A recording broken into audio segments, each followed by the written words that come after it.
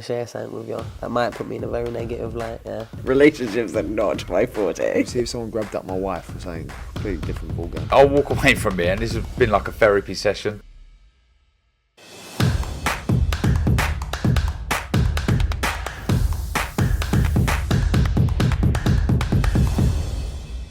This is KUGAN CASSIUS for IFL TV, proudly sponsored by Everlast. Delighted to be joined all the way somewhere in Liverpool by Liam Smith. How are you, mate? Good, mate. I'm good, you? Yeah. So when you was in the barbers earlier, when you go in there, what do you say to them? Like, what did you actually say, or do they just know? Make me look the best you can now. Come on, mate. Just, like I say, I can't do much with this, but I got hair. It's just silver.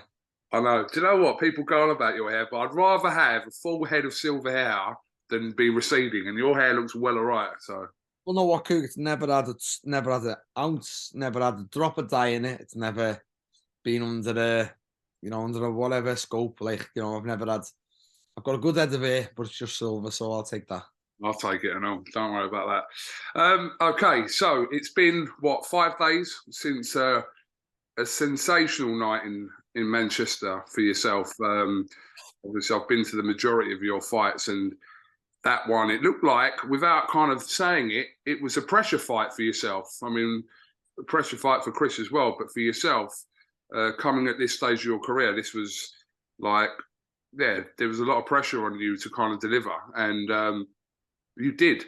But let's talk about the aftermath of that. After, immediately after the fight, Chris Eubank, I thought spoke quite well of the defeat. Said, "Listen, it was not a lucky punch, but it was a punch from the gods, and that kind of decided or contributed to his defeat." But since then, there's been reports of, which obviously you're very well aware of, about Chris Eubank's team potentially appealing to the British Boxing Board of Control for an alleged elbow. Yeah. Now, I've watched this clip that's been sent to me multiple times, and I can't really work out what I'm looking at, really, because if there is an elbow there, it's in the flow or flurry of punches that part of your elbow may have caught Chris, etc. But when were you first alerted to this being a thing, if that makes sense? Thing got made up of a troll Twitter account who does not like me, goes against me all the time. Don't even want to give the name of it a shout out, but it's, and like VAR, everything looks way slow motion. They put this thing up slow motion. Me hand clips him and me wrist hits him. My elbow's down there. My elbow's on the foot, like below. Me wrist clips Chris on the top of the head in slow motion. By the way, absolute laughable. Like, that's already after the right hand. That's already rocked Chris. Then after that, the left uppercut goes. The left hook goes.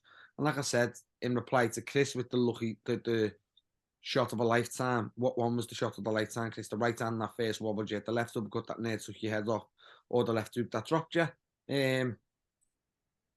And like I said, the boxing, the boxing Twitter that put that out, got a few bites, and I don't know. Like I said, I'm scared to say anything in case it comes across the wrong way, like what I said last time. But I don't know whether Callum being out on the aisle or what. But Callie, he's embarrassing himself by doing this, because when stats got put out, KUGAN, it's gone down like a lead balloon for them.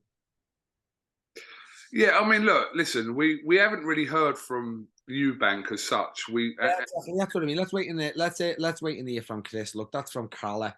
Now, I know boxing inside out, so I know that will also have been okay by Chris. But let's wait and see what Chris says, because again, it's laughable, all the things I'm hearing, and it's just so hard to give credit nowadays. I'm hearing people blaming the weight. I know Woodhouse saying, Johnny Nelson will never give us credit anyway. He finds it hard to give me credit, so he always backs against us anyway. But Johnny blamed the weight minutes after the fight. I know Woodhouse blamed Chris overlooking me. Now the elbow's coming into it. People are forgetting, and like I put out today, I fought Chris at Chris's weight, 160, not 159, not 158, and not 157. I fought Chris at Chris's weight. Chris has had 2 fights at 168. Every other fight has been 160. That was Chris's weight. I've had 2 fights in my whole career at 160. It was Chris's weight. It was not my weight. It was not a catch weight either. So, I'm sick of hearing all that bollocks. Just swallow your pride and give me the credit I deserve for that fight. And any excuses you want to pull out, keep them to yourself and put it right in the rematch. Yeah, I mean, I've had a few people say to me, like in person, about the weight situation, and I said the same thing I'll say to everyone. You didn't address the weight situation before the fight, so why are you addressing it now? And So the weight situation, KUGAN, sorry to interrupt you, but the weight situation's more embarrassing on Chris's behalf, because then next time they do it, he's going to lose all the sponsorships. You can't put pictures up in a KFC the day before the weigh-in. I know it's publicity, but you're biting a chicken drumstick. You weighed in a pound under, like you're a proper professional with a nutritionist, Chris. A pound, play with the pounds. Weigh in bang on 160. The fight was 160. If you struggled that bad to make that weight, what have you come in a full pound under now? So the outsiders looking in, a pound is not a lot, but somebody struggling that weight, a pound is an awful lot. So you don't need to come in that full pound under. Come in 1 ounce under. well, look, listen, ifs and buts and whatever else. The talking point, obviously, from a rematch perspective is, and to be fair, the rematch would have happened, I'm assuming, or there was a high possibility of it happening without the complaint of an alleged elbow from yourself anyway, because you knew there was a rematch that could have been activated. We understand that is what Chris Eubank will do. We don't know that for definite, but I'm sure that after the fight that you were kind of almost preparing yourself for your next fight being against Chris again. I said before, they want a rematch clause, fine by me. I'll beat them once, I'll beat them twice. I fully stand by that. But let's wait and see if Chris does activate that rematch clause. If he activates it, fire away. I'll be ready for whenever that rematch may be. But the 2 interviews I've seen of Chris since the fight, I think it's the only 2 he's done. He's kind of talking about having a fight before fighting me. He's like, we will meet down the line, and if the fans want it again, we'll have it again. So I don't know whether Chris fully wants that rematch next, but I'm not sure.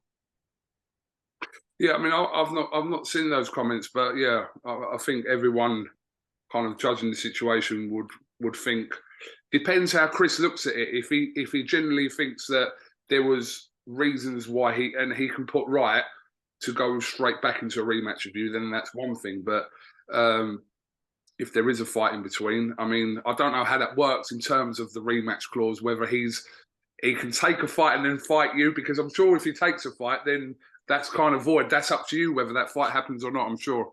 Yeah, you're spot on. He's got 3 weeks left now to activate this rematch clause next. If not, then it's gone. I've got no obligation then to accept a rematch. I've got no reason to. I'll move on with me career and what's best for me then. But if he accepts the rematch, so be it. I beat him once, I'll beat him again.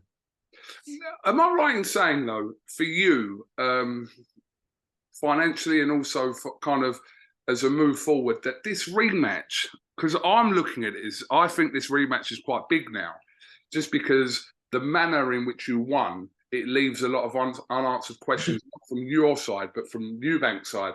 So I look at this potential rematch as quite a big rematch now, if it is to happen. Do you look at it like that? Yes, I do. In a sense that, look, it started off a good fight. It started off, and then, and then the end's at end. But I think the rematch is obviously a lot of people now is expect me to win the rematch also. No, the people who say it was 50-50, 60-40 Eubank, I think it'll be 70-30, 80-20 people picking me to win that rematch now. But look, I didn't pull it out of thin air. That just cemented more a no. Again, the fight's over now. I'm not even going to say to you, like, I said what I said about the sparring to get in his head. I know I've hit the body. I know I can hit him in the head now too. So, there's not a chance Chris Eubank Jr. beats me in this rematch.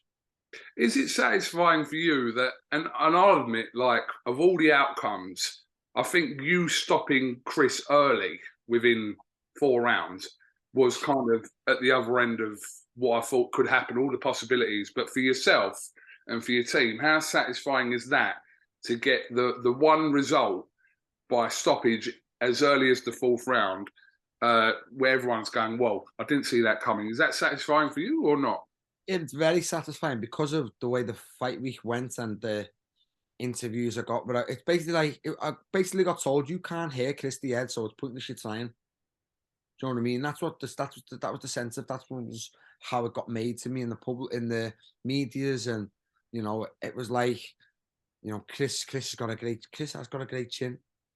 I've got a very good chin, but that doesn't mean to say. And I said beforehand, like, you hit someone on the right spot, you think they're not going, you think Chris can't be here if he gets it on the right spot, and that was the best way to answer them questions. And do I punch as hard as George Rose? No. Have I just hit him on the button in a better place than George? Yes. And that's it. And like I said before, I think I've done it to Chris. Chris fully lives and prides himself on that chin, that air of invincibility about he can't be hurt. Chris Eubank Jr. might never be the same fighter again after that, and that's just from the outside looking at him. You know, that was a big defeat for him to take. He's been dropped, he's got up, he's stumbled around that ring, and like, it's a bit different. I said before, KUGAN, he's never been found wanting for the chin, for the fitness, for the durability side to it. He's always been found wanting with his skills and fundamental side. Now he's lost that air of invincibility about his chin, and he knows he can be hurt now. He's going to have that fear in his mind of it happening again. Will he be the same fighter again? I don't know. A little bit of an if and but here, but obviously immediately after your fight, a little bit of attention drew to Conor Benn, and you had Eddie Hearn saying it's probably, you know, a good thing, or kind of alluding to the fact that it's a good thing that Conor Benn didn't fight Chris Eubank at that time, at the weight they were going to fight as well. Conor Benn's obviously taken to social media, so has Billy Joe Saunders. You're not surprised by that reaction. I mean, Chris Eubank has had long history, worse than yourself, with obviously Conor Benn now and also Billy Joe Saunders. So that's obviously to be expected. Yeah, they're both got their own personal beef with Chris, and like I said, I'll leave them at that, but don't dare downgrade my win. Don't dare, like, don't dare so you to beat him in 2. What, you think you're a better fighter than me? Don't mate. Just like, have your own digs at him, but don't dare downplay my win. For yourself, though, for 2023 now, look, if we move this Chris Eubank potential rematch aside, what are you looking to do? Do you want to win another world title? Is that what you want to do before you retire? That's what I wanted to do when I set me stall out for my next goals. I want to become a 2-time world champion. This gives me an option to become a 2-weight world champion.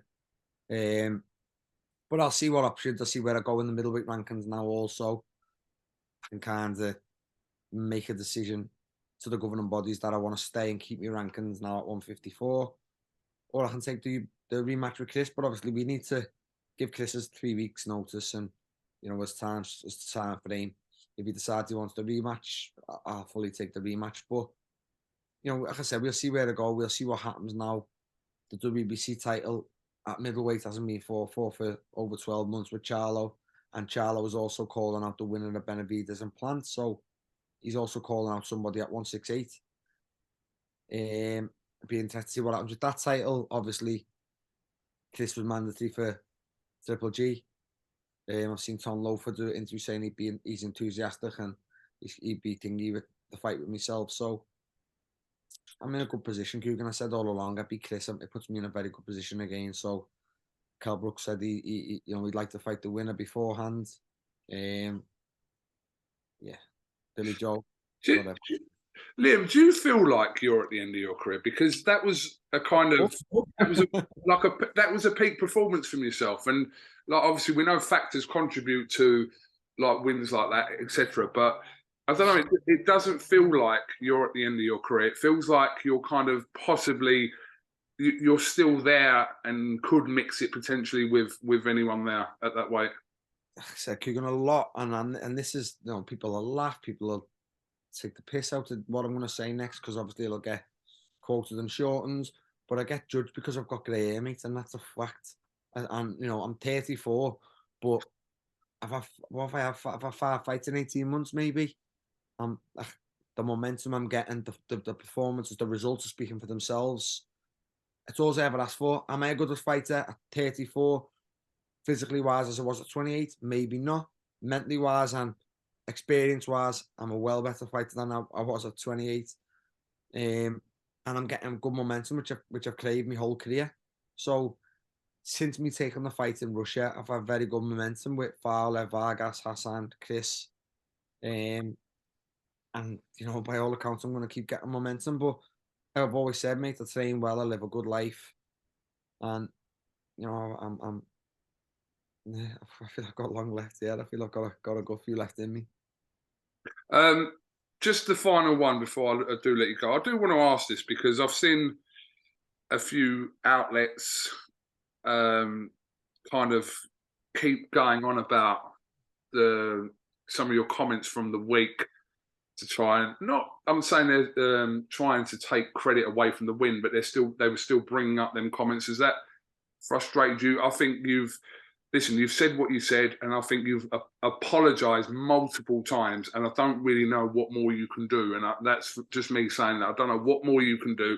You've apologised on several occasions, twice with IFL and on numerous other channels and sites and whatever else. So has that frustrated you? Yeah, it has to a certain extent, but look, I have to live with it. You know, I said beforehand, I'll have lost fans who I'll never get back. They'll never forgive me for it, but they'll probably never believe me that I never meant nothing by it. Like I said, I've got friends of that sexuality, male and female, you know, and it was just one of them things. But it's also the power of social media, and then it gives the people who don't like me already, it gives the trolls, it gives everybody ammo. So look, you know, I can only do what I can control, and I can't control the people. So if you accept my apology, great. If you don't, then so be it. You know, unfollow, bet against me, whatever you want to do, that's fine. Okay. Well, listen, Liam, appreciate your time as always. What are you doing tonight? You going out? Yes, we've got so me, Paul and Cracker have done like a bit of a party, like a celebration thing tonight. So we've got like a little drink load of family and friends. How long will it take me to get to Liverpool? By the way, mate, vodka's like Coke waiting for you here. 4 hours. Yeah. Listen, I'll maybe see you next week. Listen, appreciate your time, mate, and yeah, we'll see how this pans out. But if that's the way of it, I'm sure you're kind of prepared for whatever avenue you've got to go down for your next fight, whatever it is. Then I'm sure you're kind of, yeah, like I said, you're prepared for that either way. Definitely, mate. Like I said, any of the names, I always have been KUGAN. Look at my whole career, I've always been whoever they throw at me. There's not many, if any, opponents I've knocked back in my 15, 16-year career. So sounds mad, that doesn't it? 15, 16 years. I'd say I mean professional debut October 2008. It's mad, isn't it? When I'm in 2023. And he's still here. Headlining pay-per-view shows. Liam, thank you very much for talking to IFL TV, and we'll definitely catch up with you again soon, mate. Nice one, KUGAN. Thanks, mate. Thanks for having me. Sam, mate.